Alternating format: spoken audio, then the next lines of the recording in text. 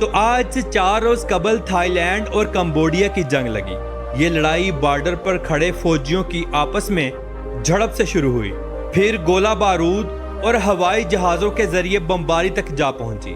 دونوں ملکوں نے یہ بیان دیا کہ مخالف ملک نے لائن آف کنٹرول کی خلاف ورزی کی ہے اور ہمارے فوجیوں پر حملہ کیا ہے۔